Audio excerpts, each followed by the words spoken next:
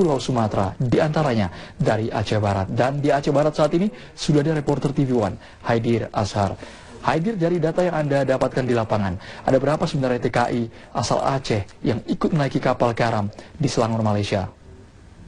Ya, dari data yang kita dapatkan di lapangan, ada 100 lebih TKI asal Indonesia yang ikut tenggelam dalam kapal yang dari Malaysia menuju Indonesia dalam waktu beberapa hari lalu.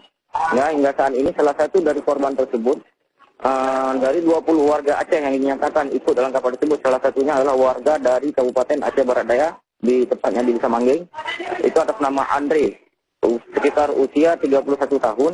Dan hal ini terungkap dari salah satu korban yang selamat atas nama Iwan di Malaysia menghubungi pihak keluarga bahwa adik kandung dari mereka ataupun salah satu keluarga dari mereka ikut tenggelam dalam kapal yang menuju Indonesia dalam waktu yang lalu.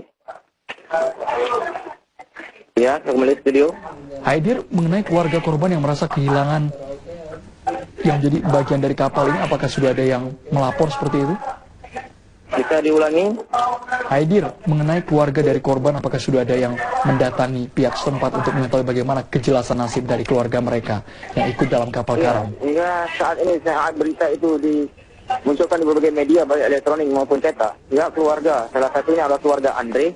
Mereka hingga saat ini sangat cemas dan saya selalu berharap agar pihak keluarga mereka yang ikut tenggelam tersebut sama Andre segera ditemukan, baik dalam keadaan hidup maupun dalam keadaan ataupun tidak ada lagi, jenazahnya harus ditemukan dan dibawa pulang ke desa mereka ataupun ke rumah duka. Karena hingga saat ini mereka terus memantau situasi media-media dan berharap ada pihak terkait, baik dari pemerintah Indonesia maupun dari pemerintah Malaysia, memberikan keterangan resminya bahwa tentang informasi yang jelas terhadap para korban yang hari ini selamat dan yang tidak selamat. Begitu. Haidir Ashar dari Aceh Barat, terima kasih atas informasinya. Kita berharap sudah ada titik kejelasan untuk keluarga yang ada di Aceh Barat. Kabar Indonesia akan segera kembali sesaat lagi.